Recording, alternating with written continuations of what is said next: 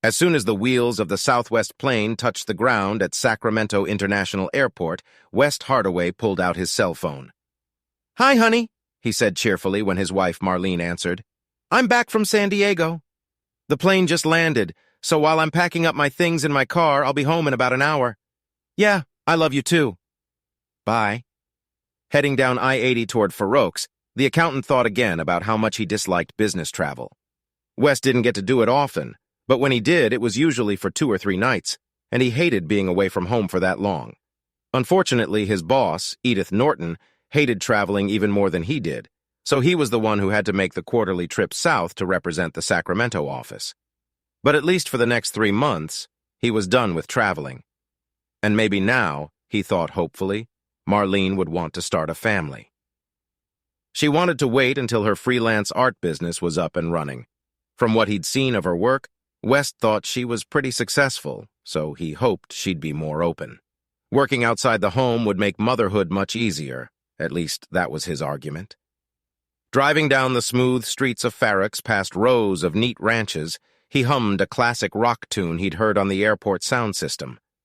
But the tune quickly faded away when he pulled into his driveway and discovered that the garage door opener didn't work. Shaking his head and disgust, he parked in the driveway and walked to the front door. To his horror, the key wouldn't go into the lock. He checked to see if he had accidentally mixed up the keys, but no, it was indeed the house key. After trying a few more times, he gave up and rang the doorbell. Not a sound came from inside. He tried again with the same result. "Hi, honey, it's me," he shouted through the door. "Something's wrong with the lock. Can you let me in?" When there was no answer, he knocked sharply on the door with his knuckles, hoping to get Marlene's attention. This time he heard movement inside. Then his wife's voice came from behind the door. "The reason your key doesn't work is because I changed all the locks. The garage door code was changed too." He stared at the front door incomprehensibly. "I don't understand, Marlene. Let me in." "No, Wes, you can't come in. You don't live here anymore." "What do you mean I don't live here anymore?" "Of course I live here. This is my home. What's going on?" There was a long pause. Then he heard a faint. "It's about time." His wife's voice grew louder. "Talk to whoever's behind you." Turning around, Wes saw a faceless man in a baseball cap walking toward him. Before he could speak, the stranger demanded, "Are you Wesley Hardaway?" "Yes. But who?" Before he could finish, the stranger shoved an envelope into his hand. "Wesley Hardaway, you have been served. But what's this?" "This, sir, is a copy of your wife's petition for divorce." "Divorce?" "Quite right, Mr. Hardaway. Furthermore, your wife has asked that a copy of this temporary restraining order be served upon you. It requires you to stay at least 200 yards away from Mrs. Hardaway at all times." "What? That's insane. Why would I—" Wes cut the words short, turned, and started pounding on the front door. "Marlene, let me in. We need to talk about this." "What? What seems to be the problem, sir?" came a deep voice from behind him, and Wes turned around to see a Sacramento cop standing on the sidewalk, one hand resting on the holster of his automatic. Before Wes could mutter an explanation, the stranger in the cap spoke up for him. "Mr. Hardaway has just been notified that a temporary restraining order has been placed on him, officer. He must move at least 200 yards from his wife's house." With these words, the bailiff approached the officer and handed him a copy of the temporary restraining order. The policeman in the black uniform looked over the form cursorily, then turned to Wes. "Sir, you're going to have to leave this place immediately. If you do not, I will be forced to arrest you for violating a court order." He looked at the stunned expression on Wes's face. "Sir, do you understand what I said?" He had always been taught to respect authority, so Wes blinked a few times, then nodded uncertainly. "Yes, officer, I think I understand." With those words, he began to make his way down the walkway to where his car was parked. His gait was like that of a man stunned by a blow to the head, barely conscious of his surroundings and barely aware of what was going on. Under the supervision of several neighbors, he drove the car out of the driveway and then slowly drove back the way he had come. "What do I do now?" he asked. "Still in a daze?" "You're safe now, Mrs. Hardaway," the policeman shouted through the door. "He's gone." "Thank you, officer," came the reply. "I'll just stay in the house for a while." The policeman nodded at the door, turned and left, just as the performer did. Marlene. Marlene Hardaway stood at the front door and took a deep breath, but not of relief, but of elation. "I did it," she thought jubilantly. He never realized what had struck him. At the same moment, she began to have fun with the man. The next morning, Wes woke up early in the morning confused, unable to remember where he was. He had only slept for a few hours, and it took him a while to realize that he was lying on an unfamiliar bed in some nameless motel. The whole thing felt like a dream, or rather a nightmare. All afternoon and evening he pondered what had happened when he got out home, trying to make sense of what had happened. When that failed, he started going over everything he could remember about the past days and weeks. It was maddening. He couldn't remember anything that could have caused his wife to react this way. Immersed in idle ruminations, he set them aside to ponder his current situation. The good news was that since he was traveling, he had his shaving kit with him. The bad news was that all the clothes he had brought with him were dirty or wrinkled, and I can't go home to get new ones because I'm locked out. And then an even more depressing thought struck him. With this damned restraining order, I'll probably have to hire a lawyer to even buy a clean suit. He glanced at the cheap clock on the nightstand and saw that it was too early to try to call the law firm. His empty stomach reminded him that he hadn't had dinner the night before. Food would have to be his first priority, he decided. He found a fast food joint on the highway that was opening early and hungrily pounced on a junk food breakfast while writing down all the tasks he had to complete. The first of these was when he was particularly dreading, calling his boss to let her know he probably wouldn't be in today. Edith Norton was the kind of micromanager who believed her role was to oversee everything her employees did. Even after sending him to San Diego, she resented the fact that Wes was absent. He knew she wouldn't appreciate his absence the first day he was due back. He returned to the motel and called Edith's number ahead of time, hoping to dispense with the voicemail. But sure enough, she answered on the second ring, and her reaction was exactly what Wes had feared. He'd planned to blame his absence on a cold, but she'd refused to accept that explanation. So unable to come up with an alternative excuse, he'd been forced to admit the truth. She was not satisfied with the headlines and continued to question him until he was forced to detail the whole horrific event. Her response was less than sympathetic. She kept saying, "You must have done something that made your wife act like that." The only way he could convince his boss to let him stay was to warn her that without a change of clothes, I'd probably stink up the whole apartment. She snickered and reprimanded, but finally agreed, warning him, "You'd better be at work tomorrow in clean clothes." He cursed under his breath and quickly hung up. Having finished with this unpleasant business, he set about finding a lawyer. There was no shortage of law firms in California's state capital, but most of the larger firms didn't even list family law in their practice. Helplessly scrolling through online listings, he decided to look for best family law attorney in Sacramento. But when he called the recommended firm, he soon discovered that Marlene had already contacted them. Wes tried several more recommended firms to no avail. None of them could even meet with him for several weeks. Finally, desperate, he set out to find a small firm, hoping its attorneys wouldn't be too busy. The first place he called was Winston Samuels and Associates, and he was pleased when the receptionist informed him that Mr. Samuels had some free time that afternoon. He made an appointment, but after hanging up the phone, he began to wonder why the lawyer wasn't busier. Nevertheless, he decided to act. "I need to find some help right away," he said to himself.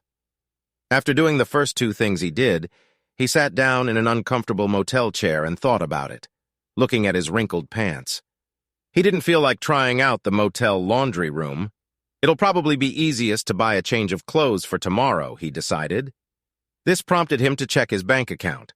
He was relieved to see that his last paycheck had been deposited into the account while he was out of town. Then he remembered his meeting with Winston Samuels. I wonder how much it will cost. He quickly checked the money market account that he and Marlene had jointly maintained and was horrified to see that there was $1 left in it. Heck, I can understand or take half, but to clean out the whole account is just wrong, he raged. He finally cooled down enough to add that to the list of things to discuss with the new lawyer. The next task was to drive to the Target store in Arden and do some shopping. He managed to find pants and a shirt suitable for the office. Then he added socks and underwear. After putting the purchases in a large red Target bag, he impulsively decided to drive to his house. Driving slowly down the block, he tried to peer into the windows to see any signs of life. Seeing none, he drove sadly back to the motel, stopping only to grab more fast food. After a lonely lunch in his hotel room, West drove downtown to the address of the law firm he had called. The firm was located in an old office building a few blocks from the Capitol Mall. After studying the directory in the lobby, he took the elevator to the 6th floor and walked to a glass door with an old-fashioned gilded sign that read, "Winston's, Samuels, and Associates." When he entered and introduced himself, the receptionist invited him to sit down and then disappeared through the door. A few minutes later, she reappeared and asked him to follow her. The woman led West to a corner office and opened a door labeled Winston's Samuels, Attorney at Law. The man who shook his hand looked to be well into his 60s, with short gray hair slicked back and wire-rimmed glasses hanging over his ears. Well, West thought, at least he looks experienced. Encouraged by the lawyer, West quickly recounted what had happened at his house and then handed him the papers the process server had handed him. Samuels took his time going through them, then looked at West carefully. "Very good, young man. What would you like me to do for you?" West threw him a pleading look. "Perhaps you can somehow get this restraining order lifted. If I could meet with Marlene, I'd try to talk her out of it. She's lost her way, and I don't even know what's wrong." Samuels interlocked his fingers, then turned to look out the window. After a few seconds, he turned back to his new client and leaned forward again. "If I may, I'd like to share a few thoughts with you." West nodded, and the man began to list his considerations on his fingers. First, in California, you cannot prevent a divorce if the other partner wants one. To put it bluntly, your wishes don't matter. Second, by locking you out of the house, your wife has made it clear that she does not want to discuss her decision with you. Third, she reinforced her wishes by obtaining a restraining order that effectively precludes her from seeing you at all, except in the presence of her attorney. Fourth, by seizing your joint bank account, she is trying to pressure you into agreeing to the divorce as quickly as possible. We will eventually recover your half of the funds, but she is hoping you will feel the financial pressure sooner, especially with your additional living expenses. Don't forget, you are still responsible for the mortgage, utilities, and other expenses necessary to maintain the home, even if you don't live in it. Finally, you need to know that your wife is not off the hook, as you put it. She's been planning this for a long time. "How do you know that?" muttered West. Samuels looked at him calmly. "Getting a restraining order isn't something you can do in a day or two. She had to hire an attorney a while back. It would take time for her attorney to prepare the motion and present it to the judge for review and approval.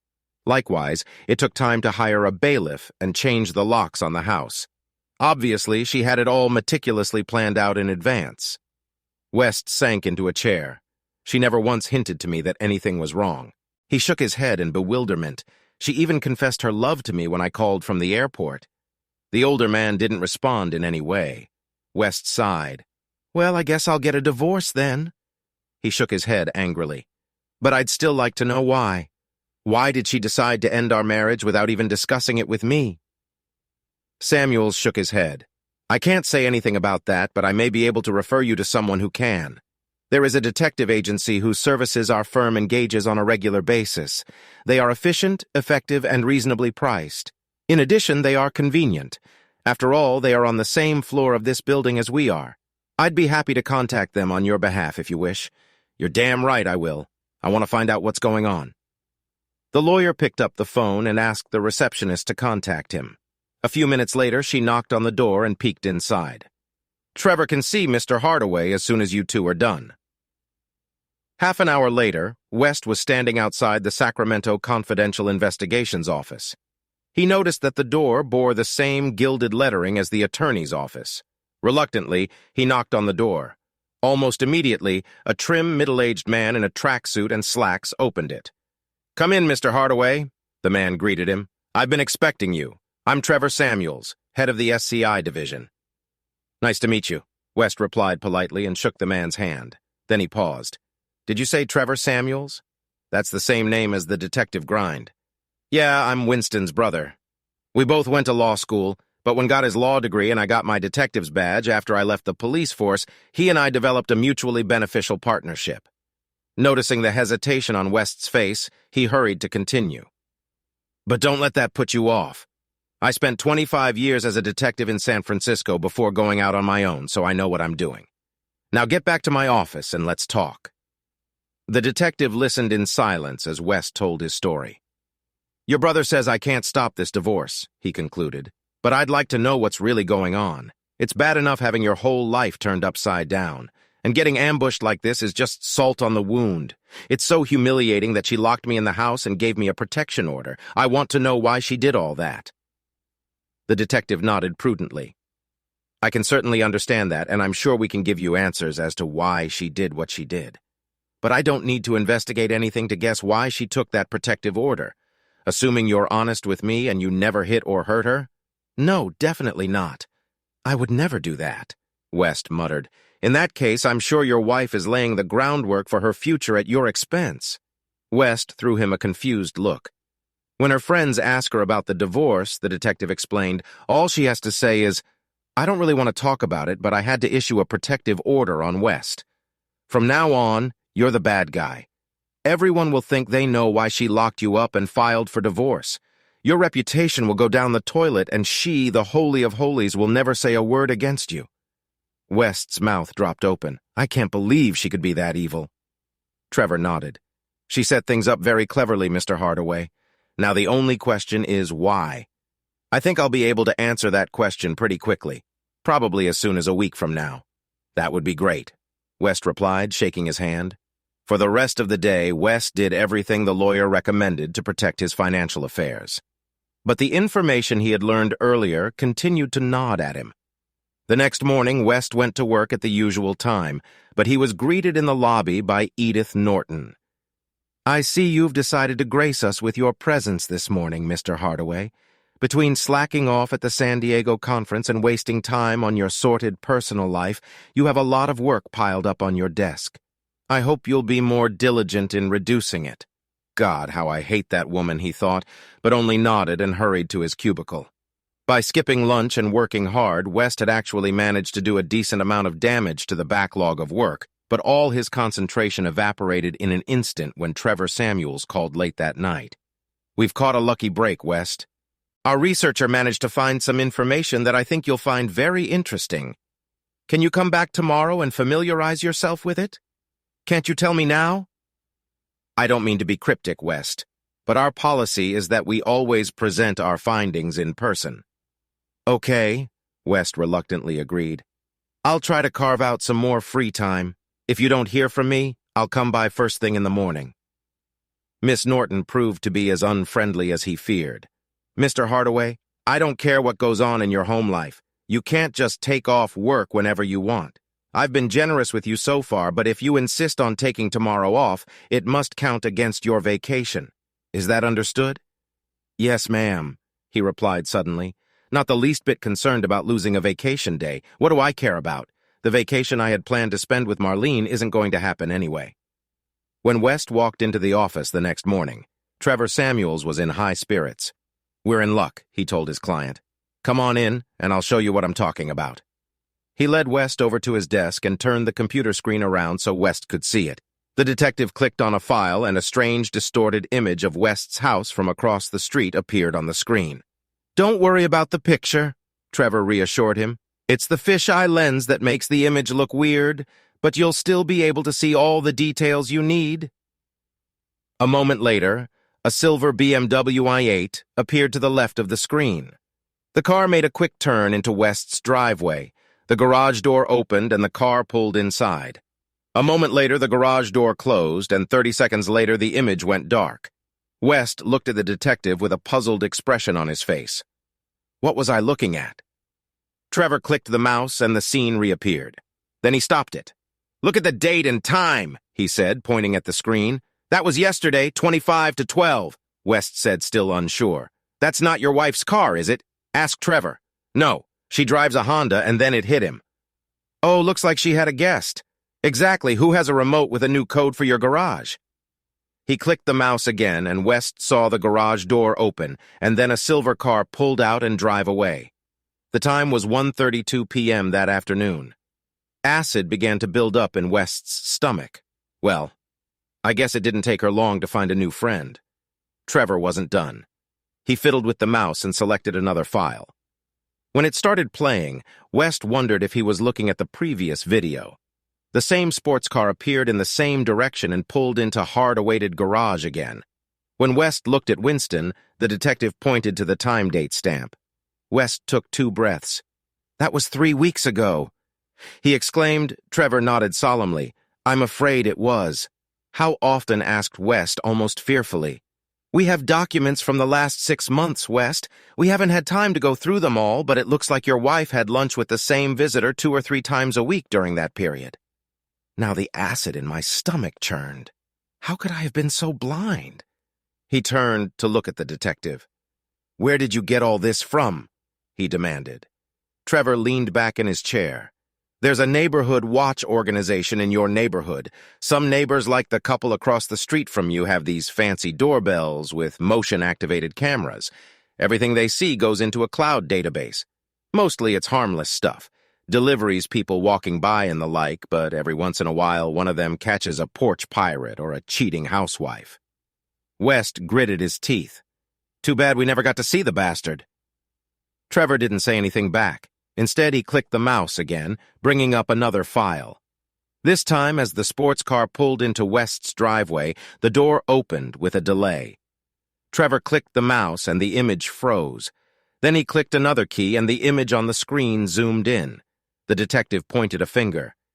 "There's the license plate. I don't recognize it. I have a contact at the DMV." Trevor said and pressed the button again. A California driver's license appeared on the screen with a picture of a handsome man staring blankly into the camera. "Does the name John Mackenzie mean anything to you?" he asked. "Son of a bitch," muttered West. "Marlene works hard for his ad agency. I bet that's how they met her." He jumped to his feet. "I'm going to go and argue with him right now." Wait! Trevor shouted, reaching out and grabbing West's wrist with a surprisingly strong grip. "This is exactly why I insist on presenting the information in person. Sit down and let's talk this over before you do something stupid." West glared angrily at the man, then took a deep breath and reluctantly sat back down. "That's better," the detective said soothingly. "Now listen to me, West. For all I know, you're an ex-Marine who can kick Mackenzie's ass hard. Or maybe he's a seasoned killer and put you in the hospital. But either way, you'll prove that your wife was right to ask for a restraining order. Your reputation is already shaky. Don't ruin it permanently." West stared at him intently, then slowly bowed his head in submission. "I'm not a fighter. If I went to Mackenzie's office, I'd probably come out of it worse." He rolled his eyes. Besides, Marlene would probably love the idea of 2 men fighting over her. He looked at Samuels again. "But I have to do something. If I don't, I'm letting Marlene win. Besides, you say my reputation is already in jeopardy. I can't let the 2 of them get away with this. Look, West, I understand your feelings, but there are other ways to get what you want without putting you in jail, yeah? Like what? I discussed your case with Dash Daniels, my IT expert. She knows all about social media and new media. She has some ideas. I think you should listen to her and see what you think." West looked at him skeptically. "I don't know. Come on. She's right down the hall. Just give her a chance to tell you what's on her mind. That way, if you don't like it, you won't lose anything." Trevor led a reluctant West down the hallway to a door draped with a square of wood that read, "Anti-Social Network." "Ignore it," the detective said hastily. "It's just her weird sense of humor." He cast a glance at his client. "I know she's a bit unusual, but don't let that put you off." With those words, he knocked on the door and stepped inside, with West following at his heels. West's first impression was that he had entered a college dormitory. In the center of the room was a battered wooden desk with several flat-screen monitors, one of which was the largest West had ever seen. Against one wall stood a mattress piled with books and magazines. The dark gray walls were hung with posters of famous personalities, most of whom West didn't recognize. But the most unusual thing about the room was its occupant. A tall, slender girl of indeterminate age dressed in tight black, high-waisted jeans and a black, sleeveless t-shirt that left her midsection exposed. Exotic tattoos adorned the sleeve on her left arm. She wore dark, gothic makeup that contrasted with her hair, which was dyed pure white and styled with gel to make it stand up in a loose curl, except for her right ear where it was cut short. To West, she looked like a Japanese anime character. While he tried diligently not to look at her, she held out her hand for a handshake. "I'm Dash Daniels," she said in a soft voice that didn't seem to match her appearance. "You must be the chitty." West instinctively returned the handshake when her words reached him. "What?" he asked. "If your soon-to-be ex-wife is cheating, then you're cheating," she explained casually. "Now, Dash," Trevor interjected, "behave yourself." He headed for the door, but before he left, he looked at West with almost pleading eyes. "Just hear her out, okay?" Then he was gone. West turned around apprehensively, but Dash invited him over to the futon. "Okay, have a seat and tell me all about it." She then sat down on the other end of the futon, crossing her legs, and West noticed that she was barefoot. As soon as he sat down, she began to tell him, "I don't normally do this kind of work, but I'm partial to crooks, so I'm willing to help you. I already know the basic facts from my father, but wait a minute. Trevor is your father?" "Yes," she grinned wryly. "And Winston is my uncle. I guess you didn't know it was a family business. Anyway, I hear your ex has put you between a hammer and an anvil. If we're going to shift this on to her, I need to know all the details about what she did, what you did, and how you feel about it. Heart and soul, you know what I mean?" "Not really," West admitted. "And you'll have to forgive me. But I don't know what you do and how a computer jack can help me." "No offense." She grinned. "No offense taken. As you've heard, I do a lot of research online for my dad and uncle. But what I really enjoy is social media, reputation management, and influencing attitudes. It's what you need if you want to counter what your ex is trying to do," but he objected uncertainly. "Look," she said patiently, "do you use the internet a lot? Do you have a Facebook page, a Twitter account, post videos on TikTok, watch channels on YouTube, sell things on eBay, follow your friends on Instagram, any of that?" "No, not really. I mean, not once." Despite the dark lipstick, she was smiling charmingly, he decided. "Okay, then let's go over social media for dummies, shall we?" The fact is that a huge and rapidly growing segment of the population is online almost all the time. That's where they get their news. That's where they meet people. That's where they find entertainment. It's all invisible to people like you, but to those who do, the reach and impact is enormous. She saw the doubt in his facial expression. "Do you think I'm exaggerating? There are people on YouTube who make $6,000 a year playing video games. There are thousands of small companies that don't have stores or factories, but make a lot of money selling goods through Amazon. There are giant companies whose most influential spokespeople are not movie stars, but internet personalities. It goes on and on. There are concepts, images, music, and phrases that permeate society, and unless old media picks them up, you'll never know about them. Conversely, there are celebrities and public figures who are praised or reviled solely on the internet, and their success or failure depends on how the Twitterverse reacts to them if we're talking about just one medium. But what does all this have to do with me? To tell you the truth, I don't know yet, but my job is to find a way to get the attention of this invisible audience and sway them to your side. If I succeed, your ex will be helpless. Can you really do that? We'll see. But if you're willing to try, now I need you to tell me your story again. But this time, focusing on how you felt, what you were thinking, how you reacted. Those are the levers that move people, emotions, not facts. Wes hesitated for a moment, then shrugged. What have I got to lose? For the next hour, he told his story from a different, sometimes painful perspective. Start from the moment your plane landed, Dash asked. Tell me what you were thinking, what you were saying when you called her. As he recalled the events, he relived the full range of emotions he had felt and continued to feel. It was excruciating, but at the same time he found the strength to spill it all out. Throughout his story, the young woman took copious notes and asked clarifying questions. When he got to the present, she went back and reviewed what he had written. Then she looked at him and all humor disappeared from her expression. I think I know how we should play this out. But first I have to ask you something, Wes. How strong are you? He shook his head in confusion. You mean how much weight can I lift? No, she replied, still not smiling. I mean how strong is your ego, how well you can take criticism, how important other people's opinions of you are, in that sense the strength of personality? Well, I guess I'm a stronger person as anyone else. She looked at him grimly. Well, I guess you'll find that out. I don't understand. She leaned back on the back of the futon. Every good story has what they call an arc. She drew a half circle in the air with her finger to illustrate. The main character starts here. Then something unforeseen happens, and the character arc starts to fall until it reaches a peak, a low point. Only then does the situation start to improve. The audience wants to cheer for the protagonist's success, but the only way to get their support is to show the character's suffering. We need to visualize your storyline, Wes. I still don't really know what you're talking about, but if it requires a little suffering, I'm already there. A sad smile creaks the corner of her mouth for a moment. We'll see. Then she sat up, adopting the business-like look that only a goth nerd could. Okay, here's what's going to happen next. You need to be ready to go on a tour with me at short notice. I'll call you when the time comes. Can you do that? Well, if it's during business hours, I'll get hell from my boss, but I'm already on her bad guy list, so I guess a little more won't matter. Great, she exclaimed and jumped to her feet. I'm going to love this. She grinned, shaking his hand. I hate cheaters. Wes walked out of the building, trying to remember everything that had happened since he'd walked in. What did I deserve all this? He groaned. And what have I gotten myself into now? A day later, Wes was eating lunch at his desk when the phone rang. It was Dash. Can you pick me up? She asked.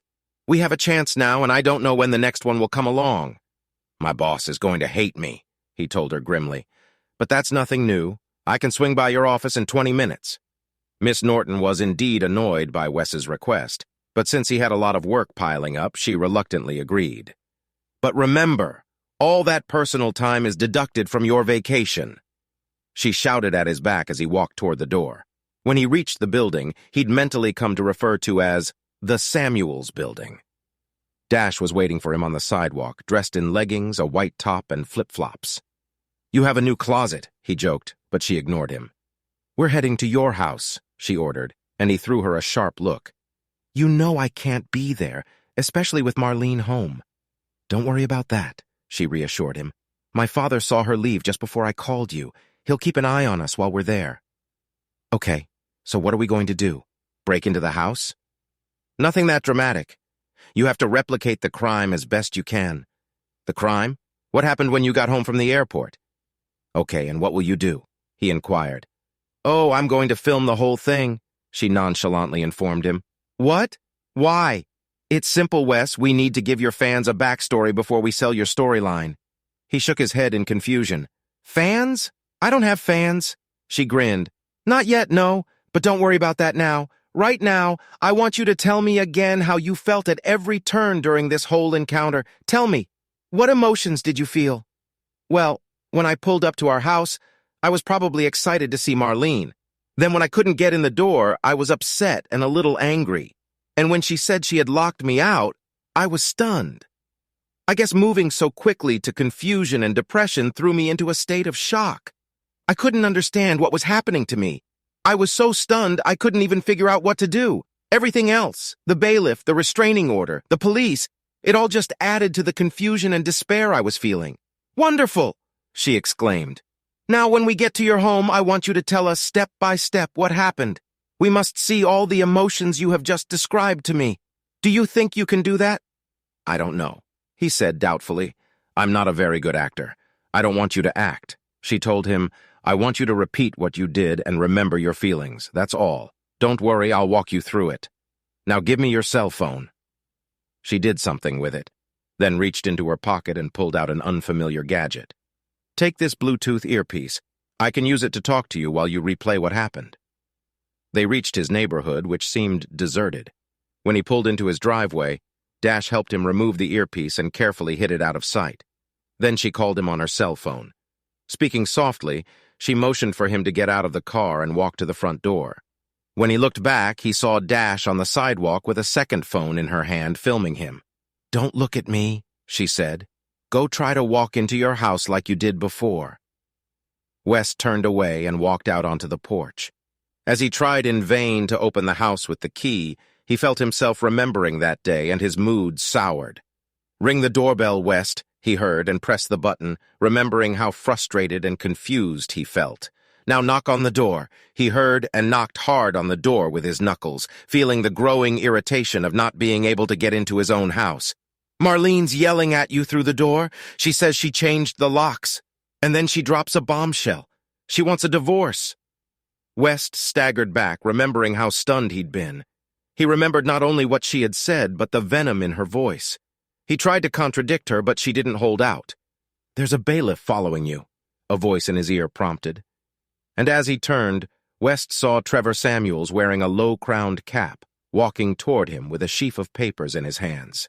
He handed West one copy and then began to read from it. The typetext made no sense, but West stared at it as if it contained his death sentence. He turned toward the front door. He heard it pound and started pounding on the door with the heel of his palm. "The policeman is telling you to leave, West." He turned around, but no one was there. In his mind, however, the words of the menacing policeman sounded like a judge's ruling. Without any prompting, he dropped his hands to his sides, lowered his head meekly, let out a defeated sigh, and began to make his way back down the walkway in front of the house.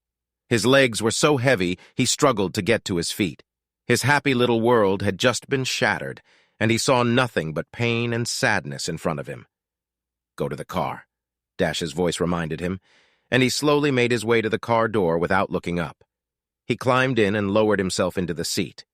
"You were great, West. I got some really good shots," Dash enthused, getting into the passenger seat. He started the engine and began to drive out of his neighborhood and back downtown. But there wasn't a cop there. He began. "We don't need him." She waved him away. "He wasn't in the picture. Besides, no one but you and Marlene knows about him." She reached out and squeezed his shoulder.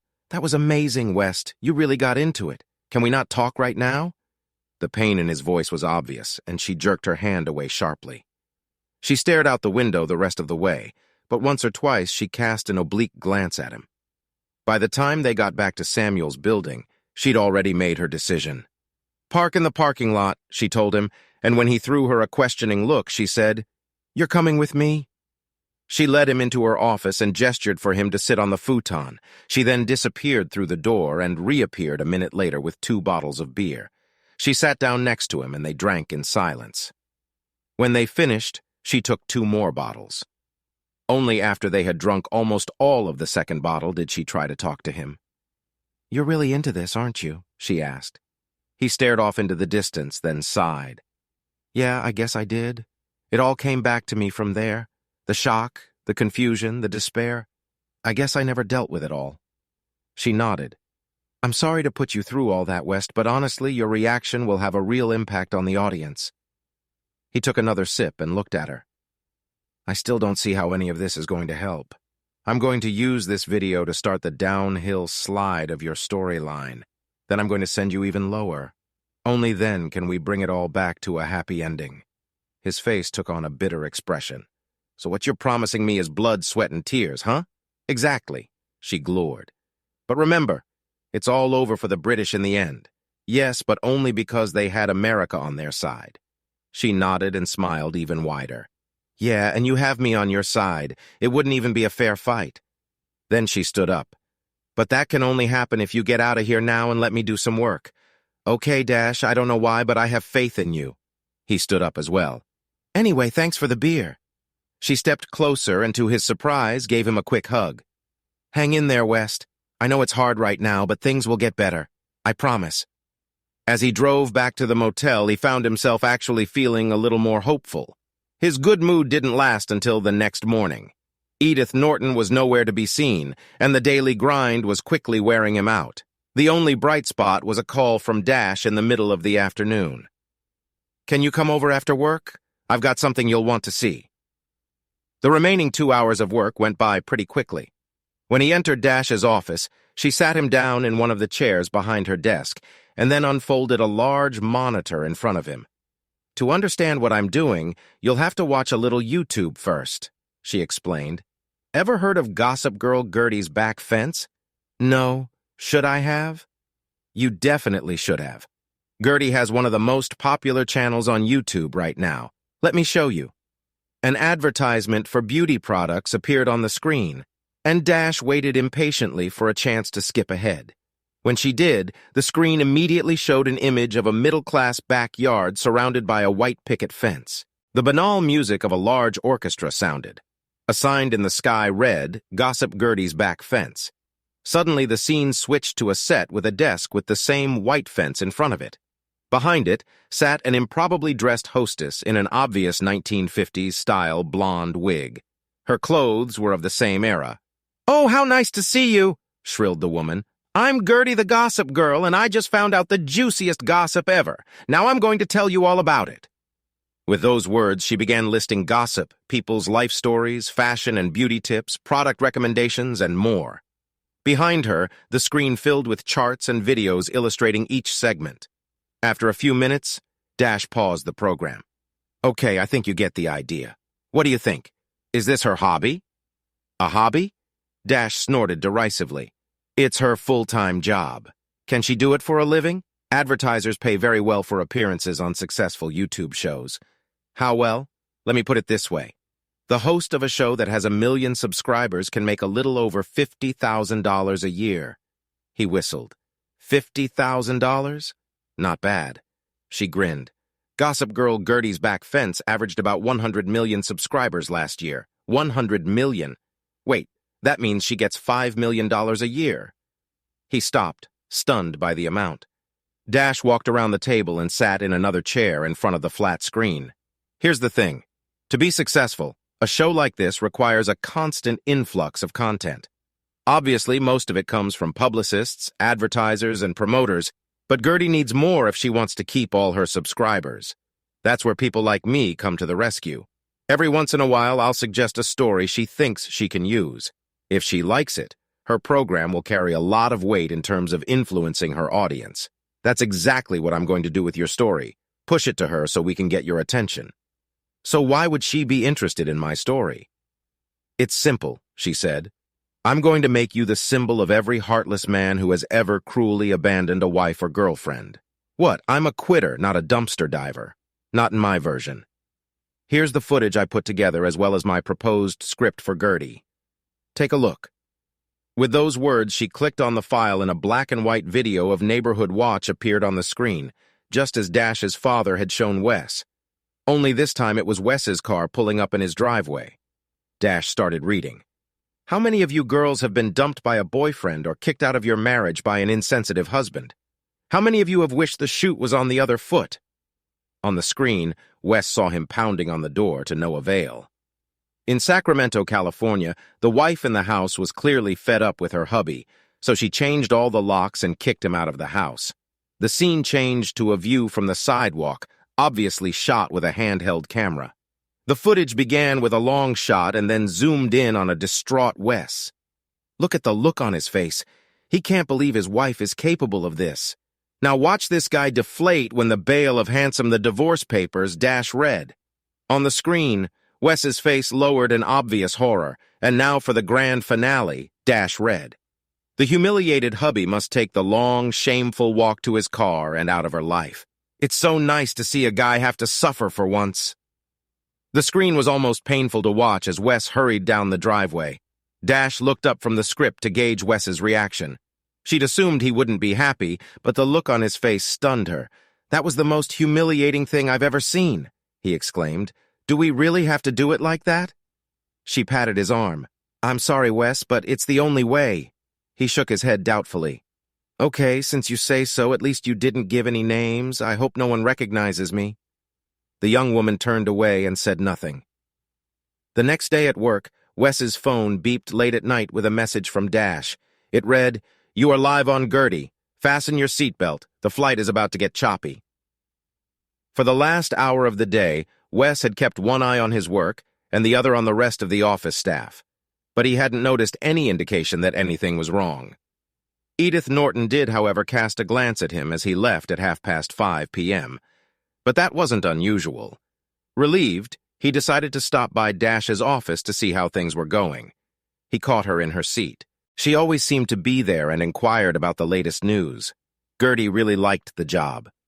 Dash informed him cheerfully. "She used it just like you saw yesterday, only she did the voicing instead of me. More importantly, she told me she's already gotten a great response." She winked at him. I think a lot of women really enjoy seeing an insensitive man suffer. But I'm not like that, he protested. Yes, but they don't know that. Anyway, it hasn't been that long, and you've already started spreading all over the internet. Someone on TikTok took a screenshot of your face and sent it to their network, and now it's spreading like crazy. I'm also getting posts about it on my Facebook accounts, which means it's really starting to gain momentum. She saw the look of concern on his face. But don't worry, on the internet you're called HH, humiliated husband. Just the kind of nickname I was counting on, he muttered sarcastically. Okay, so what's next? We're going to sit around for another day to let this develop. And then we're going to move on to phase 2. What's phase 2? Oh, she said nonchalantly. That's where we're going to turn you into a real bastard. He shuddered. Does it have to be? Absolutely. Wes, you can't get up unless you fall down first. I don't think Newton said that. Yes, but Sir Isaac didn't know about the internet. He spent the rest of the evening in a somber mood, and it took him a while to fall asleep in the cramped motel room. As a result, he overslept and had to rush to work in time for the start of the workday. As he entered the lobby, he noticed the receptionist staring at him intently. As he headed down the hallway to his cubicle, he noticed her quickly pick up the phone to make a call. What was that? He asked, settling down at his desk. The strangeness was only getting worse with each passing day. It seemed to him that an unusual number of employees passed by his cubicle, and every now and then he heard snide comments and muffled laughter. Finally, just before lunch, a supervisor burst into the office. I don't know what you're letting yourself in for, Wes Hardaway, but this is starting to detract from the work. Edith, all I'm doing is working on the Wilson case. I'm talking about all this nonsense you've been up to on the internet. It's not very professional to put your personal problems out there for everyone to see. Ma'am, I'm not quite sure what you're talking about, but I will have that file ready for your review no later than 2 p.m. Very well, but email it to me rather than bringing it to me. Judging by the way you lug around town, it will take me an hour to get it. With that last barb, she turned and walked away, leaving Wes anxious. If that Neanderthal computer saw me, this damn story must be everywhere. He groaned. For the rest of the day, he kept his nose out of his work, trying to be as inconspicuous as possible. It didn't help. One day, when he needed to go to the restroom, he saw a group of coworkers standing in the hallway. From the crowd of people, a summer intern who had been shoved by someone in the group nervously approached Wes. Mr. Hardaway, some people want me to ask you if your initials are HH. As Wes stared at him in shock, the entire group erupted into laughter, and all Wes had to do was hastily remove himself to the relative safety of the restroom. When it was 5 o'clock in the evening, Wes hopped out of the office and sprinted past the other employees to his car. Then he drove straight to the Samuels building and hurried over to Dash. "What did you do to me?" he demanded when she let him in. "I've been going to hell all day. All the employees know it's me, even my boss." "I'm not surprised," she replied easily. "Wes, you've achieved a very rare result. You've become a meme." "A what?" A meme is an image on the internet that people associate with some idea or emotion. That clip of you walking away humiliated has already been picked up and used thousands of times. Wes, you're the poster boy for a man humiliated by a woman. He sank down in his chair, wrapping his arms around his head. Dash walked over and knelt in front of him. "Wes, I have to warn you. It's going to get worse. Much worse. Tomorrow, Gertie will find out that you've been served with a protection order. You know what people will think then." When he groaned loudly, she took his face in her hands and looked into his eyes. "I know this is going to be very hard for you, but I promise you that the lower you fall now, the higher you'll soar when it's over. Right now, you just have to be strong. Can you do that?" "Oh, God, Dash, I'll try. I don't really have any other choice now, do I?" Marlene. A little before noon the next day, Jack Mackenzie rolled his silver BMW into the driveway of the Hardaway house and parked it in the garage. After making sure the garage door was closed, he entered the house and went in search of his lover. When he found Marlene, she was sitting at her computer, frowning. "Did you see that?" she asked, pointing to the screen where Gertie Gossip Girl was showing Wes retreating down the path that had become infamous. How the hell did they get that tape? He glanced over his shoulder at her and grinned. "Probably one of your roommates was walking around and filmed it on her cell phone." He started rubbing her shoulders. But who cares about that? Truth be told, it makes Wes look like a complete idiot, and you're the smart one for getting rid of him. I guess you're right, she nodded. But I can't help but feel sorry for that poor jerk. Look at the pain on his face. Wes, the next day, started out a little better for Wes. He was still being stared at as he walked to work, but the novelty of the situation seemed to have passed. I'll get over it, he decided. But his comparative equanimity was broken mid-morning when he received another text from Dash. The second part of Gertie's is up. You are the main subject. Stay cool.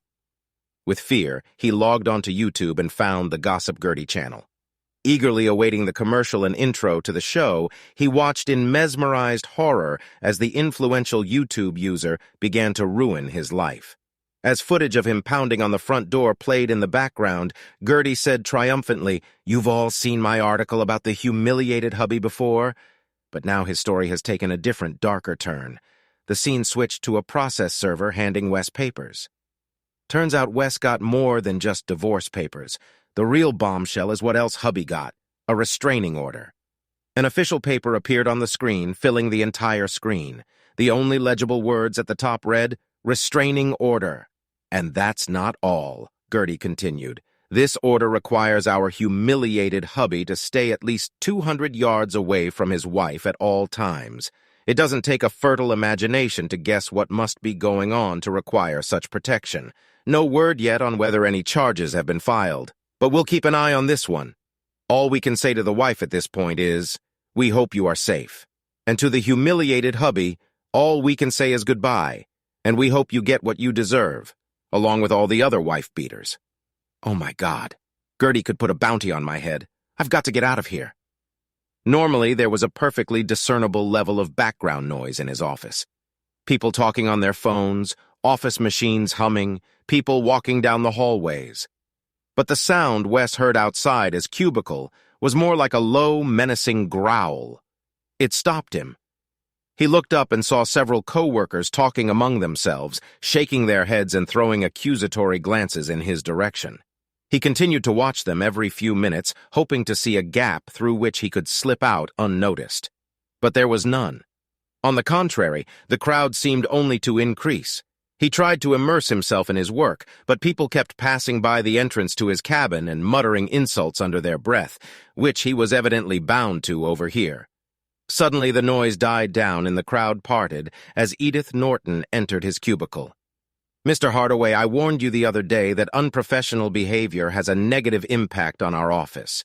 Normally, your personal life is your business, but not when it extends to beating your wife." "But I never even touched Marlene," he exclaimed. "Then why did she see fit to seek legal recourse?" the woman demanded. "Why should you have to be 200 yards away from her all the time or risk arrest?" "Well, I really don't know why." "Enough!" she shouted, startling him. "This company has zero tolerance for spousal abuse, Mr. Hardaway. You would know that if you spent less time surfing the internet and more time reading the employee handbook. However, ignorance of company policy is no excuse. You are hereby terminated. You are no longer an employee of this firm effective today." Wes's mouth dropped open, but she didn't let him finish. "You will be paid for the work you have done, and you will receive a separate check for 2 weeks' salary as severance pay. Now I need you to leave the premises immediately. Leave everything but your jacket and go. If you have personal belongings, they will be sent to you in due course. Ralph over here will escort you out." She nodded, and a stout security guard entered the booth. "Mr. Hardaway, we won't have any problems, will we?" Wes was shocked. He shook his head, then let the guard take his hand and lead him away. Behind him, the murmur of voices grew louder and louder. When he got into his car, he sat behind the wheel in a daze. A sharp tap on the window caused him to look up and see Ralph gesturing to the parking lot exit. Wes started the engine and drove slowly. He had no idea where he was going, but after a while he found himself outside the Samuels building. The shock of being fired was replaced by anger, and he rushed to Dash's office. Bursting through the door without knocking, he strode to the astonished woman's desk and shouted, "I hope you're pleased. Your little storyline just got me fired." "They fired you? Why?" "Oh, yeah. Hatchet-faced Norton just fired my ass.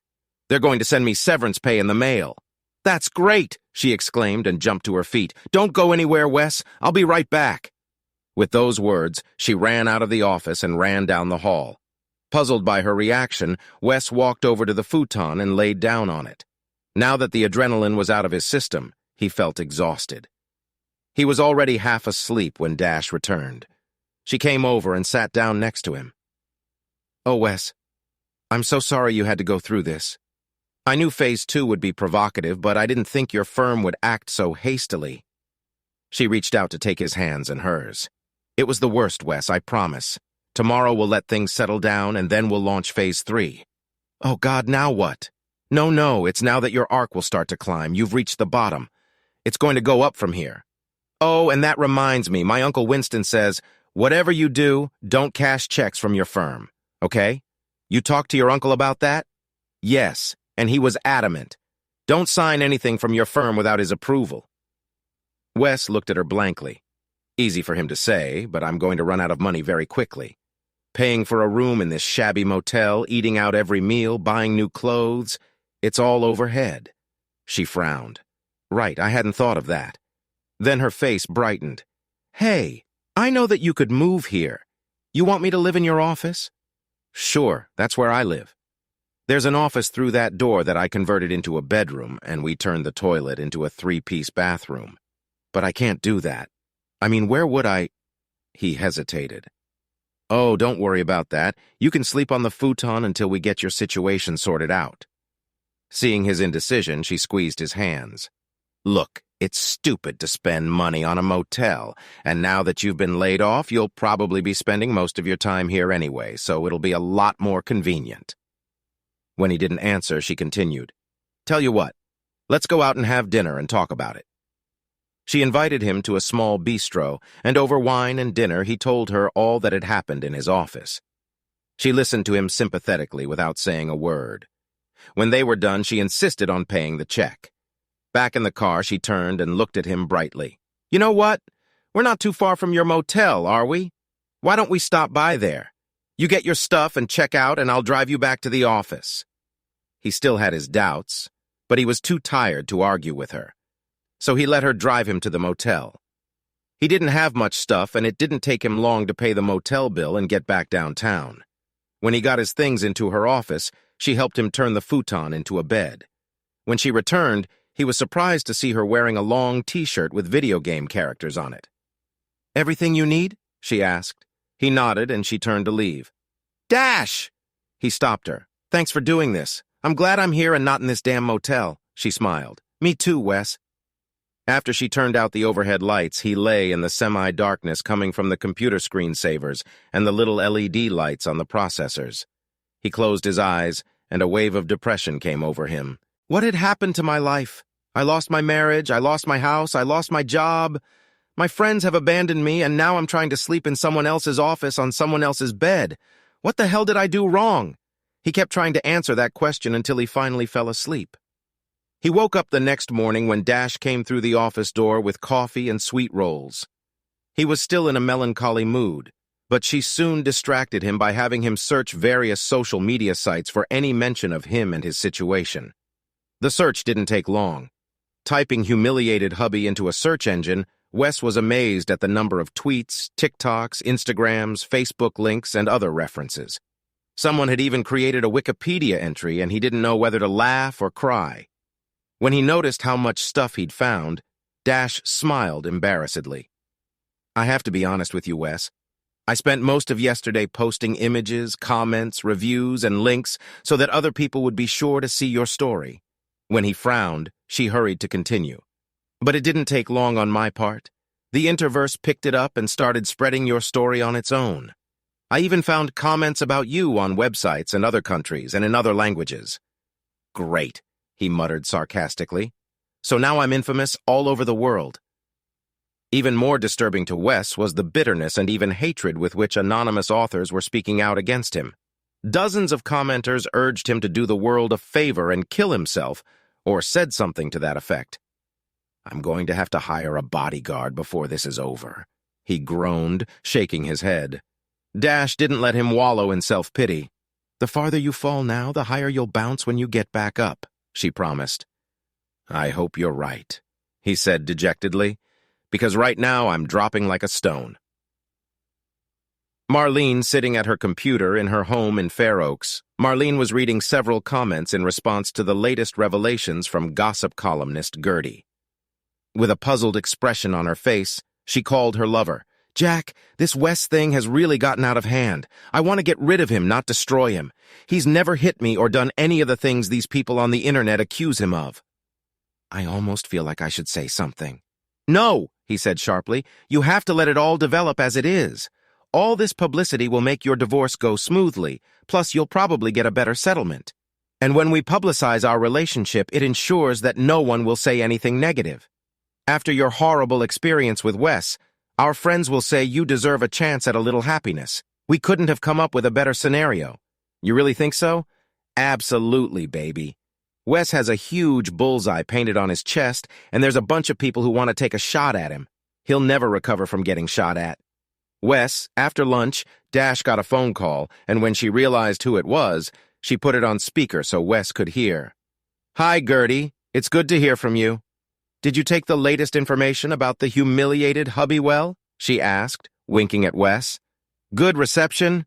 Girl, that story blew up all over the internet. It's the best shit you've ever sent me. I've gotten 50,000 new subscribers in the last day. Any chance you have anything else on this story?" "Perfect timing, girlfriend. I'm just about to get some material together. I should be able to send it to you by the end of the day. If you like it, you can use it on tomorrow's show." "Really? What have you got this time?" "You won't believe this, but what if it turns out that humiliated husband isn't such a bad guy? Are you kidding me?" "Really?" With those words, Dash outlined the new material she had prepared. When she was done, Gertie was delighted. "Gosh, what a twist. My subscribers are just going to go crazy. Tell you what, let's make this into 2 episodes, even more use. Send them both to me as soon as possible so I can start promoting." When the call ended, Dash turned to Wes cheerfully. "Are you feeling a little better already? It's good that Gertie liked it, but we still need to see how her subscribers react." He bestowed a wry smile on her, though I have to admit I'm starting to feel a little more hopeful.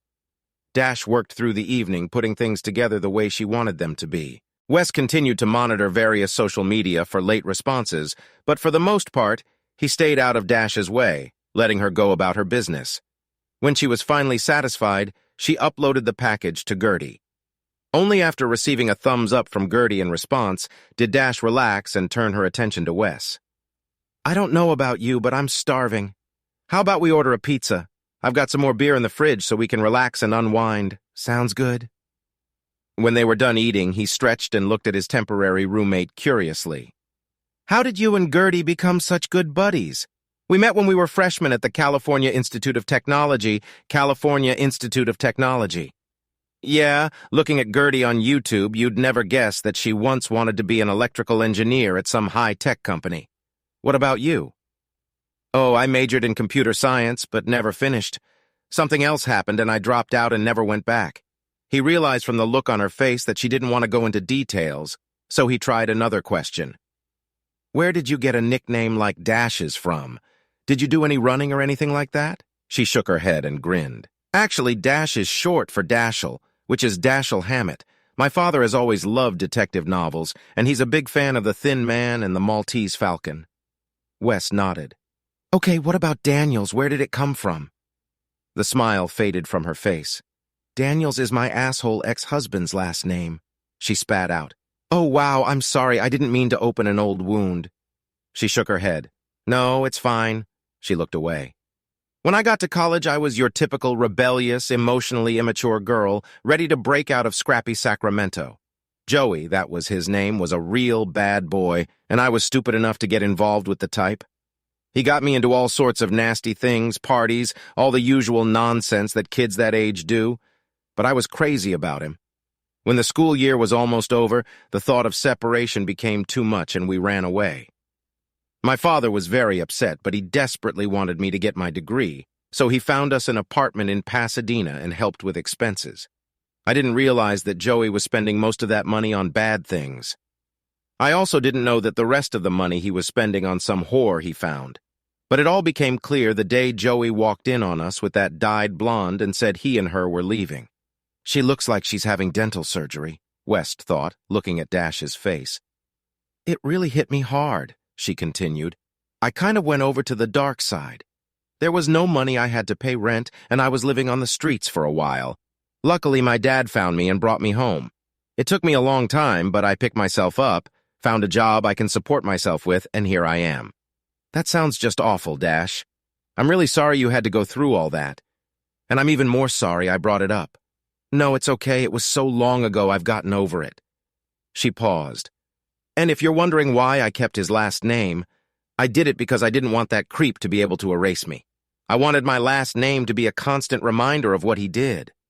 She made a dismissive gesture. If it were over again, I'd probably go back to the last name Samuels, but I'm used to it by now, so whatever. It must have been so painful for you. Yeah, but at least I can honestly say I understand what you've been through. Impulsively, he stood up, walked over and hugged her, and after a moment's hesitation, she reciprocated. Well, aren't we a couple? She laughed sadly as they parted. The next day, the two of them were sitting in front of Dash's big flat screen when the new installment of Gertie's Gossip was due. Wes was impatient about the slow loading time, but Dash reassured him that it was probably due to network congestion. Those little teasers she posted on Instagram must have generated a lot of interest. Finally, the familiar image of Gertie at her fence table appeared, and it was obvious that the network personality was struggling to contain her enthusiasm. I have good news for you today, gossip lovers. The saga of the humiliated hubby has taken a startling new turn. An image appeared on the screen behind her, taken by the doorbell camera in front of Wes's house. Here's the house you've all seen before, the house of the humiliated hubby. And look, a silver BMW pulls into the driveway and then into the safety of the garage. Gertie paused abruptly. But not before we get the license plate. Who does this car belong to, you ask? A publicity photo of Jack McKenzie, head of the McKenzie agency, appeared on the screen. Isn't that nice? Mr. Jack McKenzie, whose ad agency buys so much art from the wife of a humiliated hubby, has come to comfort the poor woman to help her through her divorce. But wait, let's go back and look at the time and date on this surveillance tape. She pointed sharply at the corner of the screen behind her. That's 3 months before Mrs. Hubby filed for divorce. And guess what? It looks like Mr. McKenzie was comforting the distraught lady several times a week during that entire time. Behind her, the screen showed one image after another of a sports car pulling into the garage. I'm not judging Mrs. Hubby for fooling around behind her husband's back. What I am saying, gossip lovers, is that there seems to be a lot more to this story than we thought. And even better, Gossip Girl Gertie has even more dirt to share with you next time. So be sure to check out this YouTube channel for our next sensational revelation. With those words, Gertie moved on to the next topic, and Dash turned off the program. Spontaneously, both jumped to their feet and applauded. Wes hugged his partner tightly. That was amazing, he exclaimed. You're amazing! He stared at her for a moment, as if seeing her for the first time, then leaned in for a kiss. After a moment's hesitation, she responded fervently to his kiss. In an instant, the mood went from elation to passion. But no sooner had the temperature risen even higher than there was a knock on the office door, and the couple hastily pulled away just as Winston Samuel's secretary poked her head inside. I hope I'm not interrupting. I was looking for— Ah, there you are, Mr. Hardaway. Mr. Samuels was hoping to have a word with you if you're not busy.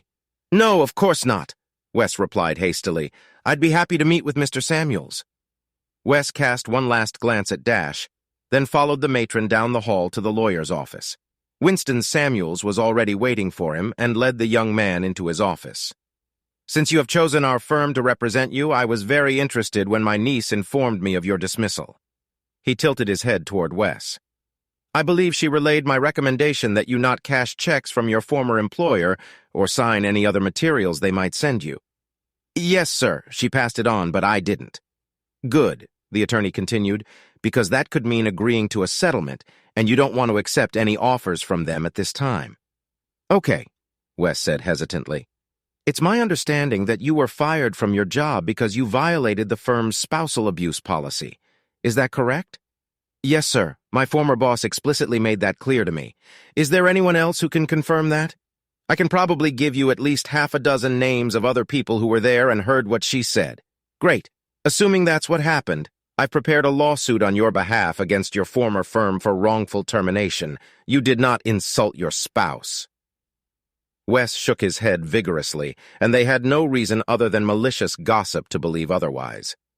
Furthermore, the way you were publicly fired and escorted off the premises slandered your good name. The firm should be held accountable for that as well.